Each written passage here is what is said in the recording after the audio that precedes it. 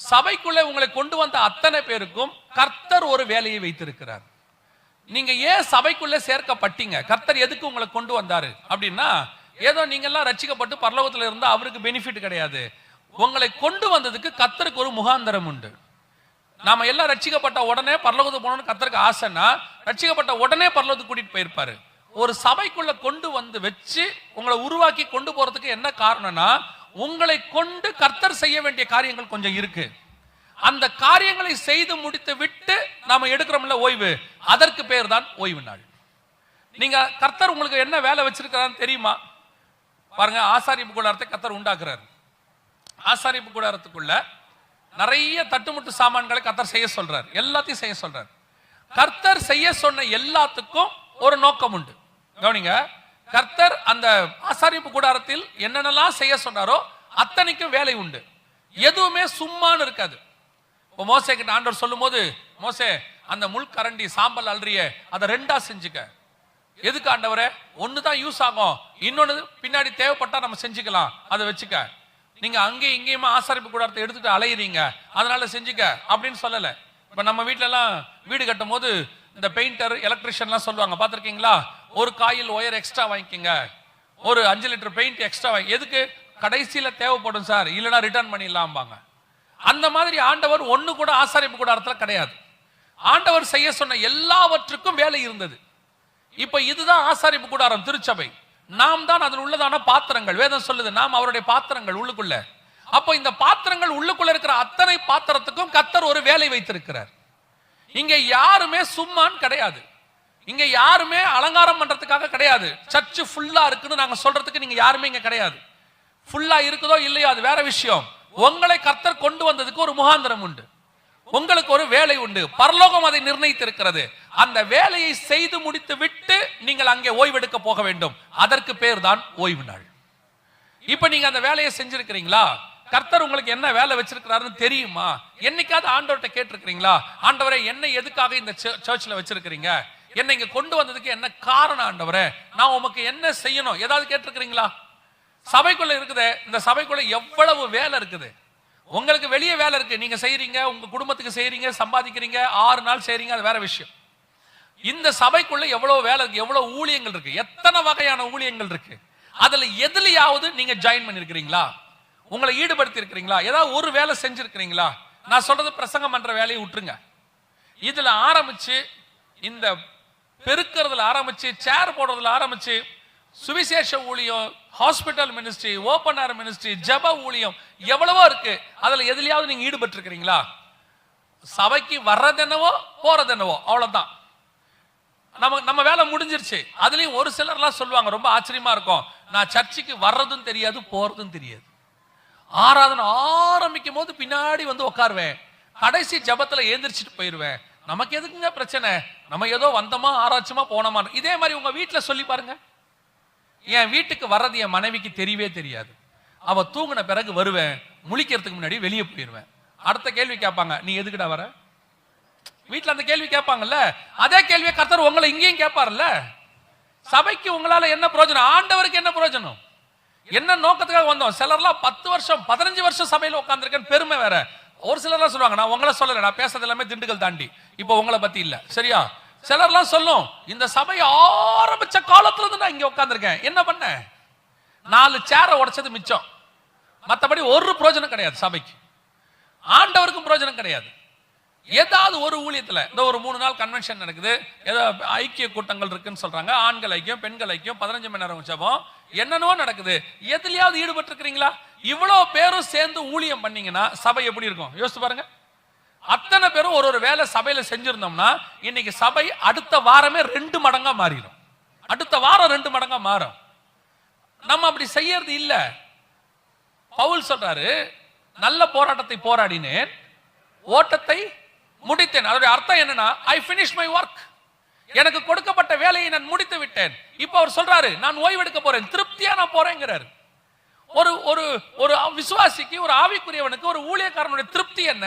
நான் இந்த பூமிக்கு கொண்டு வரப்பட்டேன், என் வேலை செய்து முடிக்கப்பட்டது, நான் திருப்தியாய் ஓய்வெடுக்க போகிறேன்.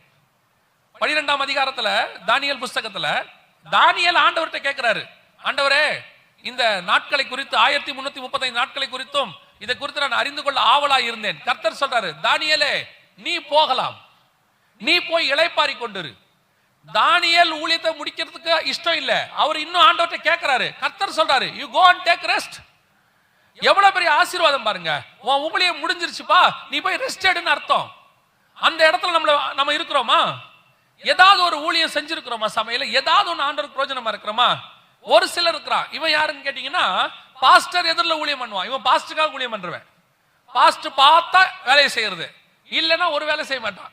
அதுல என்ன நோக்கம்னு கேட்டீங்கன்னா, நம்ம ஊழியம் செய்யறது யார் பார்க்க போறா, நான் பெருக்கிறத யார் பார்க்க போறா, நான் இந்த சேரெல்லாம் போடுறது யார் பார்க்க போறா? யாரும் பார்க்க வேண்டாம், தேவன் பார்த்துக்கிட்டு இருக்கிறார். தேவன் பார்த்துருக்கார். நான் உங்களுக்கு சொல்லுவேன், இன்னைக்கு ஊழியத்தில் இருக்கிற, இன்னைக்கு கர்த்தரால் பயன்படுத்தப்படுகிற அத்தனை பேரும் ஒரு காலத்துல ஏதோ ஒரு இடத்துல கர்த்தருக்கு ஏதோ செஞ்சவங்க தான். நாங்க இந்த ஊழியத்துக்கு வரதுக்கு முன்னாடி விசுவாசியா இருக்கும்போது எங்க சபையில காலையில் 8-8:30 மணிக்கு ஆராதனை, 7:30 மணிக்கெல்லாம் போவோம், போய் பாய் போடுவோம், எங்களால முடிஞ்ச ஊழியங்களை செய்வோம், ஓப்பன் ஏர் மினிஸ்ட்ரி பண்ணுவோம், கொட்டடிச்சு ரோட்ல நின்று பாடுவோம், வில்லேஜ் மினிஸ்ட்ரி போவோம், ஏதோ எங்களால முடிஞ்ச செய்வோம்.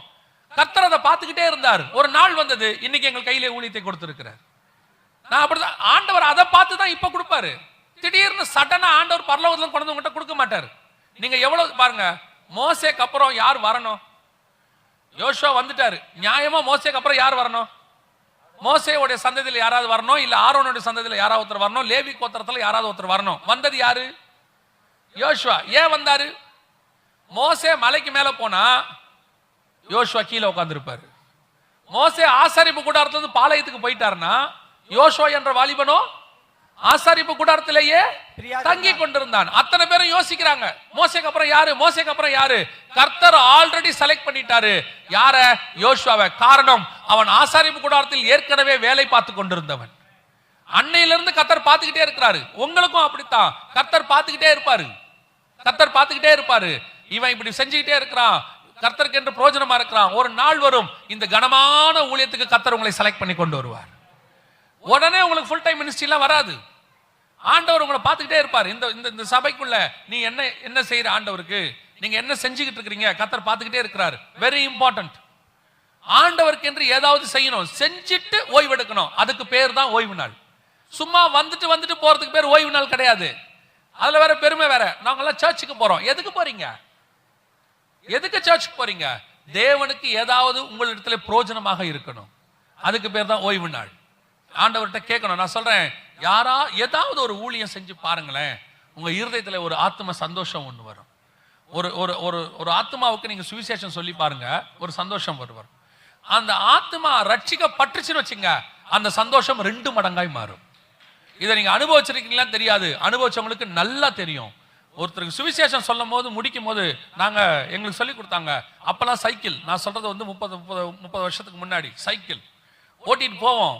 யார் லிஃப்ட் கேட்டாலும் கம்பல்சரி கொடுத்துருவோம், யாரையும் விடவே மாட்டோம். அது எங்களுடைய வேலை. அப்பெல்லாம் லிஃப்ட்னு கேட்டு எவனா ஒருத்தன் சைக்கிள் உட்காந்துட்டானா இறங்குறதுக்குள்ள காஸ்பல் சொல்லிடுவோம். அதுவும் அவனுக்கு சொல்ற வரைக்கும் சைக்கிள் சும்மா தான், மெதுவா தான் போகும். அவன் போற இடம் எங்களுக்கு முக்கியம் இல்லை, நாங்க சுவிசேஷம் சொல்ற வரைக்கும் அவன் எங்க கூட இருக்கணும்.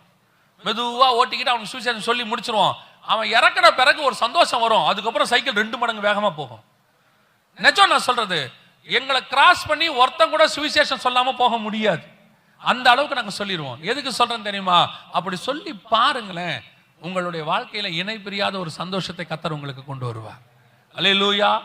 ஓய்வு நாள் என்பது கர்த்தர் உங்களுக்கு கொடுக்கிற வேலையை செய்து முடித்து விட்டு ஓய்ந்திருப்பது. அதற்கு பேர் தான் என்னது?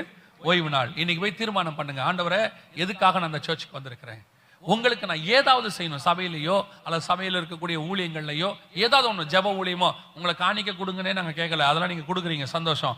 நான் சொல்றது, சபையில் இருக்கிற ஊழியத்தில் ஈடுபடுவது, ஒரு ஜெப ஊழியமோ அல்லது சுவிசேஷ ஊழியமோ, எத்தனையோ ஊழியங்கள் இருக்குது, ஏதோ ஒன்றில் உங்களை ஈடுபடுத்துங்க. நான் சொல்றேன், நீங்க அத்தனை பேரும், இங்க இருக்கிற அத்தனை பேரும் அப்படி ஒரு ஊழியத்தில் ஈடுபடுத்துனீங்கன்னா அடுத்த வருஷம் இந்நேரம் சபை வேறு ரூபத்தில் இருக்கும், பல மடங்கு பெருகி இருக்கும். திருச்சியில மிகப்பெரிய ஆத்ம அறுவடை ரிவைவல் உங்கள் சபை மூலமாக ஏற்படும். அல்லேலூயா. ஒருத்தரும் சுவிசேஷகராக மாறணும். அதுக்கு பேர் தான் ரிவைவல். ரிவைவல்னா ஏதோ எழுப்புதல்னா யாரோ ஒருத்தர் கூட்டம் போட்டு 5000 பேர் செஞ்சு ஜோம் பண்ணா ரிவைவல் வராது. முதல்ல ரிவைவல் உங்களுக்குள்ள வரணும். உங்களுக்குள்ள வர்றதுதான் வெளியே ரிவைவல் வரும். நான் எல்லா சபைக்கும் சொல்லுவேன், ரிவைவல்ங்கிறது எழுப்புதல்ங்கிறது வெளியே இருந்து உள்ள வரவே வராது. ரிவைவல்ங்கிறது உள்ள இருந்து தான் வெளியே போகும். சபைக்குள்ள இருந்தா எழுப்புதல் வெளியே போகும். ஆகவே அந்த எழுப்புதலுக்கு நீங்கள் ஒரு காரணமாக இருக்கணும். ஏன்னா இப்ப சொல்லியிருக்கிறாங்க, தமிழ்நாட்டில இருந்தா எழுப்புதல் வரப்போதாமா. நிறைய இடத்துல தீர்க்க தரிசனம் இருக்கு. நிறைய நாட்டுல சொல்லியிருக்கிறாங்க. தமிழ்நாட்டை பத்தி தெரியாதவங்க அந்நிய பாஷையில பேசி தமிழ்நாட்டை பத்தி சொல்லி அங்க இருந்தா ரிவைவல் வரப்போகுதுன்னு பலர் சொல்லிட்டாங்க. ஒருவேளை அந்த ரிவைவல் தமிழ்நாட்டில் தொடங்குகிற காலமா இருந்தால் அதில் ஒரு பங்கு திருச்சி சிட்டி ஏஜி சபைக்கும் இருக்கணும், உங்கள் சபைக்கும் இருக்கணும். நாளைக்கு ரிவைவல் வரும்போது ரிவைவல்ல நம்ம பங்கு பெறாம இருக்க கூடாது. அந்த ரிவைவல் திருச்சியில பத்திரத்துக்கு இந்த சபை தான் காரணமாக இருக்கணும். இங்க இருந்தா புறப்பட்டு போகணும். அல்லேலூயா. எத்தனை பேர் விசுவாசிக்கிறீங்க கர்த்தர் என்ன பயன்படுத்த போறாருன்னு? இன்னையிலிருந்து நீங்கள் அத்தனை பேரும் ஒரு சுவிசேஷகர்களாக மாறணும். உங்களை பார்த்து இயேசுவை அறியாதவன் ஒருத்தவங்க கூட கிராஸ் பண்ணிடக்கூடாது. அவனுக்கு எப்படியாவது இயேசுவை நீங்கள் சொல்லணும். அல்லேலூயா. அதை செஞ்சுட்டு அடுத்த ஓய்வு நாளுக்கு வந்து உட்கார்ந்து பாருங்க, உங்கள் வாழ்க்கையில ஒரு மிகப்பெரிய மாற்றத்தை கர்த்தர் செய்திருப்பார். அல்லேலூயா.